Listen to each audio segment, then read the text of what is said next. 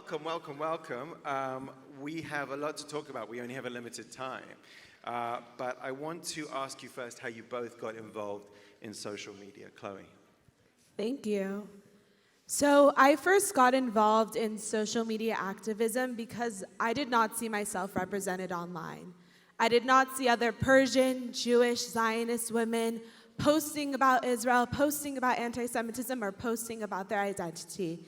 And I learned when I left my Persian Jewish bubble, there were many people who have never heard of Persian Jews and had dangerous misconceptions of who Jews and Zionists even are. And I'm able to actively combat that on my social media platform, That Persian Jew. I created my social media account through TikTok when I was an Emerson Fellow. And there, although I experienced an influx of anti-Semitism, ranging from messages saying, "Dirty Jew, death to you," or my videos about Jewish pride being flooded with free Palestine comments, I was also able to find a community of Jews and Zionists from all around the world and actively be able to combat these misconceptions about who Jews are through my social media platform that reaches hundreds of thousands of people from around the world. Amazing. And you're predominantly on which platforms? TikTok, Twitter, and Instagram, so follow me now. You knew that was coming. Jess, how did you get into social media activism? Yeah, so when I was a freshman at the University of Miami, I decided after 18 years of Jewish day school, I no longer wanted to do Jewish. So first, I want to commend all of you in this room for being here because I was not in your shoes when I took those first steps. So after about a year and a half, I decided something was really missing, and it was the core part of my identity, and that was being Jewish. I went to a Hamantash and bake at my Chabad, and from there I was hooked. My friend said to me, "Hey Jess, let's do Birthright and Onward, let's spend the summer in Israel, it'll be great." At the end of the summer in Israel, the Emerson Fellow at my campus came up to me and said, "Hey, let's go get a cup of coffee." So we're getting a cup of coffee in Tel Aviv, and she says two very basic questions about Israel to me. I answer them both correctly, and she says, "Okay, you're gonna be my next vice president of Canes for Israel." And I was like, wait a minute. I hadn't been involved for the past 2 years. I didn't know if I could handle this role. And she said, "You knew more about Israel than 99% of this campus. Let's educate everyone together." So for the next 8 months, we worked together to plan events on campus, and then March 2020 happened. The pandemic hit, and all of this hard work we put into building Canes for Israel came to a halt. Soon we started to see so much rising anti-Semitism and anti-Zionism online. I called up my two friends and I said, "We can't stand by and let this happen. We're seeing infographics with no sources and tons of false information circulating throughout the internet, and there's nothing out there to challenge any of it." So with a free Canva account and our three heads put together, we formed Call Back Girls. Fabulous. And you're predominantly on which platforms? We are predominantly on Instagram with some stuff on TikTok and Twitter. Okay. Tell us each, if you can, give us a different piece of content or advice that you would say about posting content, because I imagine there's a lot of people in the room who have huge networks or are growing their networks, and everybody here has different networks. So what works? Can you give us some advice, Chloe? Of course. So I'd like to leave all of you in this room with 3 tangible steps you can take back to stand proud, stand tall for Israel and the Jewish people. First, don't be afraid to share your Israel story online. I learned how to say my Israel story as an Emerson Fellow, and there on social media, I can educate people about my family's story, leaving Iran, going to Israel, and coming to Los Angeles. Every single one of you in this room is here for a reason, why you care about Israel and the Jewish people. No two people in this room have the same story. You all learned how to tell your Israel story. Now let's make that digital. Let's bring that online. People connect to people. When you share why you care about Israel, you humanize the conflict. And next time that person sees a misinformed infographic on social media, they remember your story and they can come to you and ask you, "Is this true? Is this really what's happening on the ground?" 2, get involved in social media activism. All of you can do it, and here at Stand With Us, we're here to support you. Whether you're a creative like Jess and want to create Canva graphics, debunking myths and educating about Israel, or if you prefer to be in front of a camera, create Instagram Reels or TikToks, or share content you see from accounts like Stand With Us, and elevate the platforms you see online that are posting about Israel and the Jewish people. All of you can do it, and you can influence others to do the same. And lastly, use your existing platforms. Use your club's pro-Israel accounts.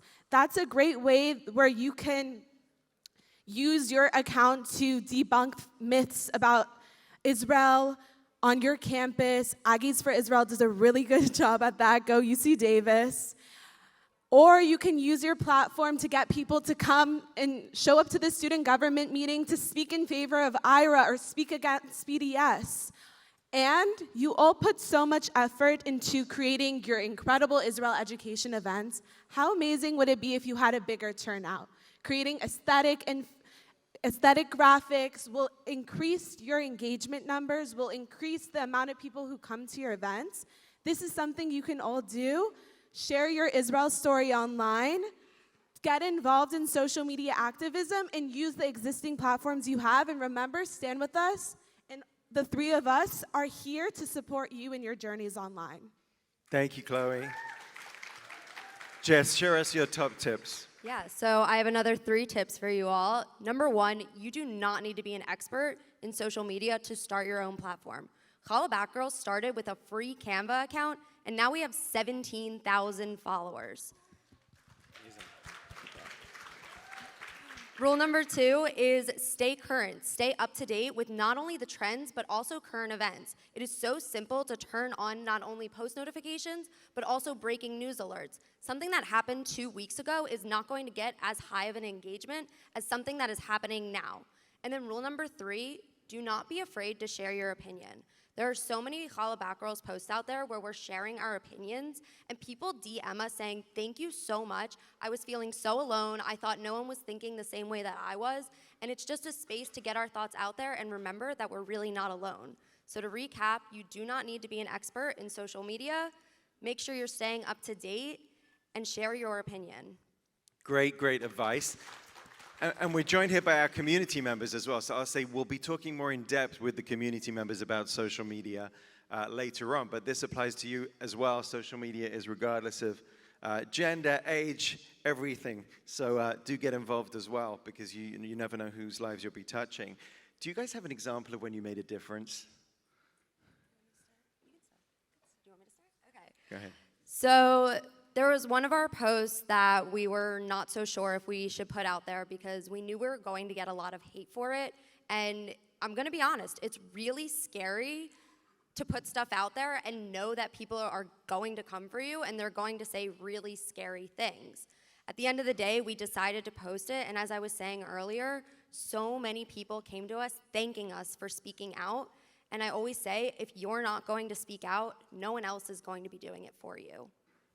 Excellent.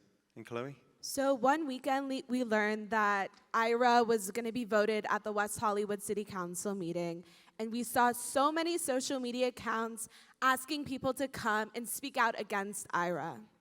So I used my social media platform and I created an infographic asking people, calling on the community to come up and speak in support of IRA. And when we were at the city council meeting, there were people there who said, hi, are you that person too? I came from your social media account. And they came and they spoke in support of IRA, and it passed unanimously. It passed unanimously. Say that again. It passed unanimously. Passed unanimously. It passed unanimously. We did it a few weeks later with LA City Council, and being able to use my social media platform to get others in the community who are upset about the rise of anti-Semitism, upset about what we experience on a day-to-day basis, to be able to use their voices to speak out in support of IRA, in support of the Jewish people, was a really, really meaningful experience. Incredible. And an example of how social media can leverage real-world activism and make a huge difference. And of course, Stand With Us has a huge social media platform, as you know. Just by a show of hands, who does not follow Stand With Us? Security, could you just So, no hands went up, just for the record. Not one hand that I saw, anyway. So, Stand With Us is a huge platform. There's so many resources on that you can use. 105 million peak weekly post reach around the world. And we started Stand With Us social media when social media was just like a new thing. And we've been successful on it by being relentless, by being ongoing, by being creative, and getting things out there. And that's super important. And you never know where it's going to take you, right? I was voted the 14th most influential Jew on Twitter. I'm not even the 14th most influential Jew in my house. So I'm just saying, you can do a lot with these things. And I want you all to support each other. So when you see your friends posting, share, like, comment. Let's amplify each other's voices. We mentioned we're stronger together. It's true on social media as well. We have a couple of minutes. Any last words? Anything you want to say to this group to encourage them? Sure. I have those days where my comments are flooded with anti-Semitic comments, and it's really easy to harp in on that, think that the whole world is against you. You can turn off your comments. You can delete comments. You can report comments, and you could also not read your comments, because there are so many people. Everyone in this room is there to support you. Comment on other posts to support them, but don't let the anti-Semitic bullies take you down. Stand tall and stand together. Great stuff. Yes. Jess. I'll add to that. As Chloe was saying earlier, share your Israel story, but not only with others, write it down for yourself. Put it in your nightstand, put it away. Keep it somewhere safe. There are days where it is going to be so hard, not only online, but on campus. And when you have those days, pull out your Israel story. Remind yourself why you are here, and you will be so amazed of how much you just remember why you are doing this in the first place. Incredible. Thank you. And I would say, you've got great power. You may not even realize it, right? By a show of hands, how many people have got more than 200 followers on social media, any social media? Okay, 300, keep your hands up, 400, 500,000, you're not playing here, that's not fair. Okay, we won't go further, but that's huge, right? These are huge networks, and you all reach different people. And as a great rabbi once said, this is a great power, you should exercise it. With great power comes great responsibility. So you should utilize that. I think it was Spider-Man who said that, yeah? Okay, same thought. I want to thank you both for all you do. Do you want to add something? No? Okay, let's use our power, let's use our responsibility, and make sure you're following Jess and Chloe all across social media. Please give them a big round of applause. Thank you so much for all you're doing. Thank you.